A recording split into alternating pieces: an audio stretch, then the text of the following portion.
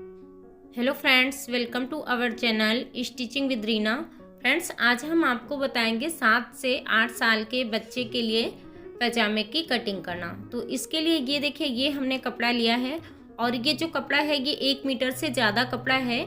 लेकिन अगर जो आपको 6 से 7 8 साल तक के बच्चे के लिए पैजामे की कटिंग करनी है तो 1 मीटर में आराम से पैजामा निकल आता है।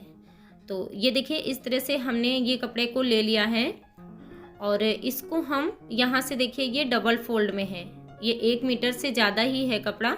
तो इसको हम इस तरह से डबल फोल्ड ही रहने देंगे, यहाँ से ऐसे ही हम। और इसके बाद ये जो खुला वाला साइड है इसको मैंने अपनी तरफ ही किया हुआ है और खुले वाली साइड की तरफ से ही हमें एक बार फिर से ऐसे ही फोल्ड कर देना है। तो ये जो कपड़ा है ये 4 फोल्ड में हो जाएगा और बाकी जो एक्स्ट्रा कपड़ा है वो हमारा दूसरे साइड से निकल जाएगा। तो इसको हमें मेजरमेंट के हिसाब से ही फोल्ड करना है। अब इसके बाद यहाँ पे हम निशान लगाएंगे। तो सबसे पहले ऊपर के लिए जो हम नेफा बनाते हैं उसके लिए हम ले लेंगे। तो यहाँ पे ऊपर नेफा बनाने के लिए हमने 1.5 इंच का मार्जिन लिया हुआ है। तो यहाँ पे हम 1.5 इंच पे निशान लगा लेंगे और इसको हम कर लेंगे सीधा। तो इस तरह से हमने इसको सीधा कर लिया और अब इसके बाद यहाँ से हम इसके नीचे से जो हमने निशान लगाया है, इस निशान के नीचे से हमें इसकी लंबाई का निशान लगाना है। तो लंबाई जितनी भी रखनी है आप रख सकते हैं। तो हमें जो इसकी लंबाई रखनी है वो रखनी है 29 इंच। तो यहाँ पे हम 29 इंच पे निशान लगाएंगे। इस साइड भी हम 29 इंच पे ही निशान लगा लेंगे और इस निशान को हम कर देंगे सीधा। तो यहाँ से हमें इसको सीधा कर लेना है। तो इस तरह से देखिए हमने सीधा कर लिया और अब इसके बाद यहाँ पे हम लेंगे मार्जिन। तो मार्जिन आप 1.5 इंच भी ले सकते हैं, 3 इंच 4 इंच भी ले सकते हैं।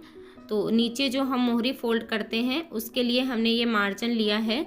तो हमने यहाँ पे जो अभी मार्जिन लिया है वो हमने 3 इंच लिया है, क्योंकि छोटे बच्चे होते हैं वो थोड़ा सा जल्दी बड़े हो जाते हैं। तो कभी अगर जो थोड़ा सा इसको बढ़ाना पड़ा लंबाई में तो हम इसको खोल के भी बढ़ा सकते हैं, इसलिए हमने थोड़ा सा बढ़ा के ही मार्जिन लिया है। और अब इसके बाद यहाँ पे इसकी कमर का निशान लगाएंगे। तो देखिए, जो हमारी कमर थी वो थी 22 इंच। 22 इंच में हमने 6 इंच और प्लस किया है लूजिंग के लिए, तो हो गया हमारा 28 इंच। और 28 का यहाँ पे हमने 1/4 निशान लगाया है जो कि आया है 7 इंच। तो हमने 7 इंच पे निशान लगाया है। इसके बाद यहाँ पे हम नीचे आसन का निशान लगाएंगे, वो हमने लगाया है 10 इंच पे। तो इस तरह से हमने 10 इंच पे आसन का भी निशान लगा लिया। और यहाँ पे नीचे की साइड अब हम यहाँ पे रखेंगे, इसकी मोहरी का निशान लगाएंगे। तो मोहरी हमें रखनी है 10 इंच है, तो 10 का हाफ हमें निशान लगाना है 5 इंच। तो यहाँ पे भी हमने 5 इंच पे निशान लगा लिया। और अब इसके बाद इसका हमें सेंटर निकालना है। तो हम इस तरह से इसको रखेंगे इस तरह से, और इसके बाद इसको हमें यहीं से फोल्ड कर लेना है। तो इस तरह से एक साइड से पकड़ के हम इसको ऐसे फोल्ड कर लेंगे। तो इसका जो सेंटर है वो हमारा निकल आएगा। तो ये देखिए, यहाँ पे ये इसका सेंटर निकल के आया है।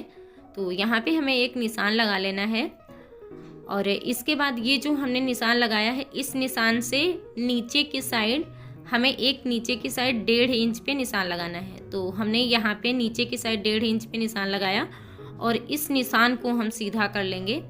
तो यहाँ से हमें इसको सीधा कर लेना है।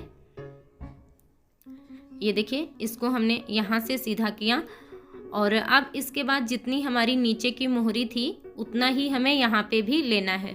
तो जो नीचे की हमने मोहरी रखी थी वो हमने 5 इंच पे निशान लगाया था।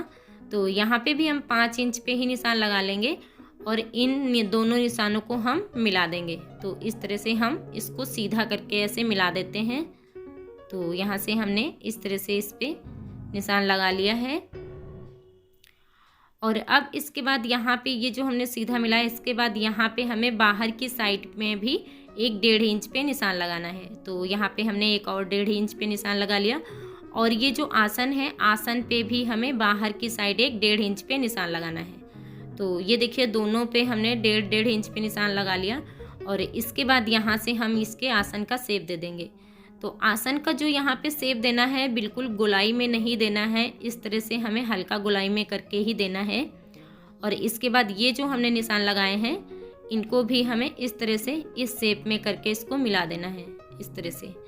ऐसे हमें इसको मिलाना है और नीचे से भी हम ऐसे ही शेप लाके इसको, ये जो हमने 1.5 इंच बाहर की साइड निशान लगाया था उससे मिलाते हुए इस तरह से शेप दे देना है। तो ये देखिए इस तरह से हमने यहाँ पे शेप देके इसको मिला दिया है।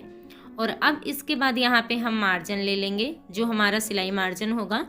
तो यहाँ पे हमने आधा इंच से थोड़ा सा ज़्यादा ही लिया है मार्जिन।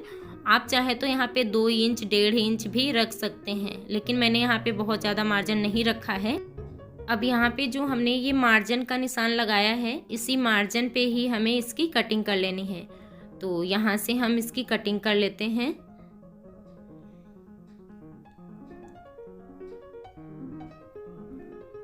तो ये देखिए इस तरह से हमने इसकी कटिंग कर लिया है। और जो भी एक्स्ट्रा कपड़ा था वो देखिए इस साइड में हमारा ये बच के निकल गया है। और अब इसके बाद यहाँ पे नीचे जो हमने यहाँ पे फोल्डिंग का निशान लगाया था, यहाँ पे हमें एक छोटा सा कट भी लगा लेना है, ताकि ये जो हमारा नीचे का फोल्डिंग का मार्जिन है वो सब में बराबर से ही आए। तो इस तरह से हमने यहाँ पे एक छोटा सा कट लगा लिया। और अब हम आपको इसको खोल के दिखाते हैं कि इसकी कटिंग कैसे हुई है। तो ये देखिए ये जो दोनों पार्ट होते हैं वो हमारे एक साथ ही कट के रेडी हो गए हैं। और यहाँ पे ये जो सिलाई मार्जिन के निशान हैं, ये हम निशान दूसरी साइड में भी लगा लेंगे इसी तरह से। तो यहाँ पे भी हमें इसी तरह से लगा लेना है। आप चाहें तो इसकी ऐसे भी सिलाई कर सकते हैं या फिर आप इसमें निशान भी लगा सकते हैं। और अब इसके बाद यहाँ पे ये जो सिल्के रेडी होगा वो कुछ इस तरह से होगा। तो ये देखिए यहाँ पे इस तरह से हम इसको फोल्ड करके रखेंगे। तो ये देखिए ये जो हमारे दोनों पार्ट हैं वो इस तरह से आएंगे।